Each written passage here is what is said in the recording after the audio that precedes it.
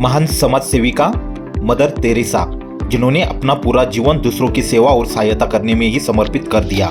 Mother Teresa बेहद उदार, दयालु और निस्वार्थ प्रेम करने वाली ही एक महिला थी, जिनमें रोम रोम में दया और सेवा का भाव भरा हुआ था। बिना किसी लालच के बिल्कुल निस्वार्थ भाव से वे गरीब, बीमार, लाचार, असहाय और जरूरतमंदों की मदद किया करती थी। मदर तेरेसा खुद के लिए नहीं बल्कि दूसरों के लिए जीती थी। वे भारतीय मूल की भले ही नहीं थी, लेकिन जब वो भारत आई तो उन्हें यहाँ के लोगों से इतना प्यार और स्नेह मिल गया कि उन्होंने अपना शेष जीवन भारत में ही बिताने का फैसला किया। यही नहीं, उन्होंने भारतीय समाज में कई महत्वपूर्ण योगदान भी दिए। वही सामाजिक सेवा में अपना महत्वपूर्ण योगदान देने के लिए उन्हें देश के सर्वोच्च सम्मान भारत रत्न, पद्मश्री और नोबेल पुरस्कार से भी सम्मानित किया गया है। मदर तेरेसा हर किसी को प्रेरणा लेने की जरूरत है।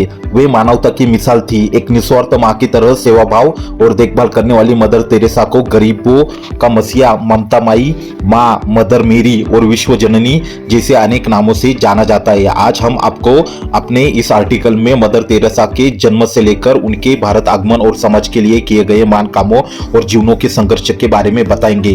तो आइए जानता है करुणामयी मदर तेरेसा के बारे में। मदर तेरेसा का पूरा नाम अग्नेस गोंजा बोया जिजू। उनका जन्म 26 अगस्त 1910 को। उनका जन्म स्थान स्कोप्जे शहर, मसेदोनिया। पिता का नाम निकोला बोयाजू, माता का नाम द्रना बोयाजू। कार्य मिशनरी ऑफ चैरिटी की स्थापना, मानवता की सेवा। मृत्यु 5 सितंबर 1997 को। 26 अगस्त साल 1910 में मैसेडोनिया के स्कोप्जे में एक साधारण व्यापारी निकोला बोयाजू के घर अग्नेस गोंजा बोयाजिजू ने जन्म लिया था, जो कि बाद में मदर तेरेसा कहलाई थी। आपको बता दें कि गोंजा का अर्थ अल्बेनियन भाषा में फूल की कली होता है। उनके पिता निकोला बोयाजू एक धार्मिक प्रवृत्ति के व्यक्ति थे, जो कि ईसाई मसीह के घोर अनुयायी थे। वही जब वे महज 8 साल की थी तब उनके सिर से उनके पिता का साया उठ गया, जिसके बाद उनका पालन पोषण उनकी मां द्रोना बोयाजू ने किया, जो कि एक धर्मपरायण और आदर्श गृहिणी थी। वही मदर तेरेसा पर उनकी मां के संस्कार और शिक्षा का गहरा असर पड़ा था। वही पिता की मौत के बाद उनके घर की आर्थिक हालत बहुत ही खराब हो गई, जिसकी वजह से उनका बचपन काफी संघर्षपूर्ण गया। मदर तेरेसा भी बचपन में अपनी माँ और बहन के साथ चर्च में जाकर धार्मिक गीत गाया करती थी। वही जब मदर तेरेसा महज 12 साल की थी तब वे एक धार्मिक यात्रा पर गई हुई थी और तभी उन्होंने यीशु के परोपकार और समाज सेवा के वचन को पूरी दुनिया में प्रचार प्रसार करने का फैसला लिया।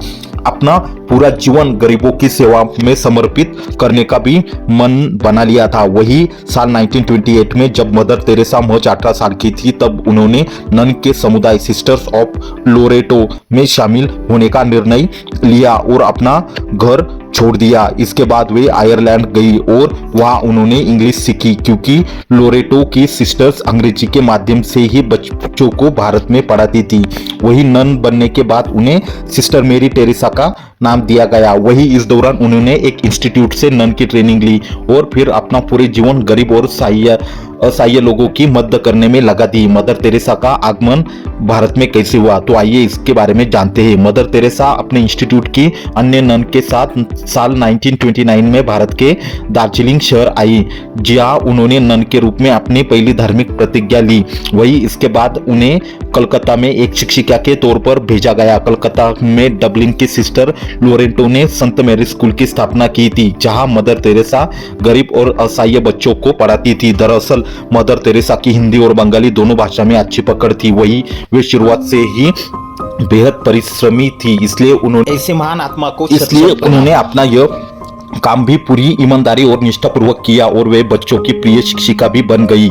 वही इस दौरान उनका ध्यान अनेक आसपास फैली गरीबी, बीमारी, लाचारी और अशिक्षा और अज्ञानता पर गई, जिसके देखकर वे बहुत दुखी हो गए। आपको बता दें कि यह वह दौर था जब अकाल की वजह से कलकत्ता शहर में बड़ी संख्या में मौत हो रही थी और गरीबों के कारण लोगों की हालत बेहद खराब हो गई थी, जिसे देखकर मदर तेरेसा ने गरीब, असहाय, बीमार और जरूरतमंदों की सेवा करने का प्रण लिया। मिशनरी ऑफ चैरिटी की स्थापना, गरीबों और जरूरतमंदों की मदद करने के लिए मदर तेरेसा ने पटना के होली फैमिली हॉस्पिटल में नर्सिंग की ट्रेनिंग पूरी की और फिर साल 1948 के कलकत्ता आकर वे गरीबों और सहाय और बुजुर्गों की देखभाल में जुट गई। वही काफी प्रयासों के बाद 7 अक्टूबर 1950 में मदर तेरेसा को समाज के हित में काम करने वाली संस्था मिशनरी ऑफ चैरिटी बनाने की इजाजत दे दी गई। आपको बता दें कि मदर तेरेसा की इस संस्था का मकसद सिर्फ गरीबों, जरूरतमंदों, असहाय, बीमार और लाचार लोगों की सहायता कर उनके अंदर जीवन जीने का आस जगाना था। इसके अलावा करुणा की देवी मदर तेरेसा ने निर्मल हृदय और निर्मल शिशु भवन के नाम आश्रम भी खोले, जिसका उद्देश्य गरीब और बीमार लोगों का इलाज करना और अनाथ और बेघर बच्चों की सहायता करना था। मदर तेरेसा को अपने जीवन के आखिरी दिनों में तमाम शारीरिक परेशानियां झेलनी पड़ी थी। साल 1983 में जब वे रोम में पॉप जॉन पॉल द्वितीय से मिलने गई, तब उन्हें पहली बार हार्ट अटैक पड़ा। इसके बाद एक बार फिर साल 1989 में उन्हें हार्ट अटैक आया, लेकिन बीमारी में भी उन्होंने काम करना नहीं छोड़ा। इसके बाद उनका स्वास्थ्य लगातार खराब होता चला गया और साल 1991 में उन्हें किडनी और हृदय की परेशानी होने लगी।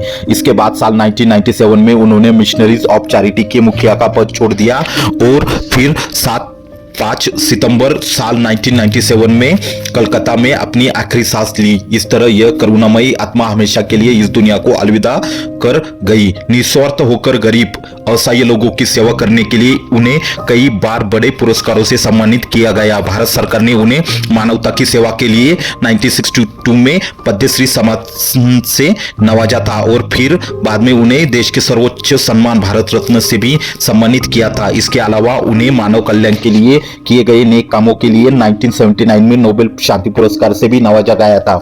वही दयावान मदर तेरेसा ने नोबेल पुरस्कार की $192,000 की धनराशि को भी गरीबों की सहायता के लिए इस्तेमाल किया।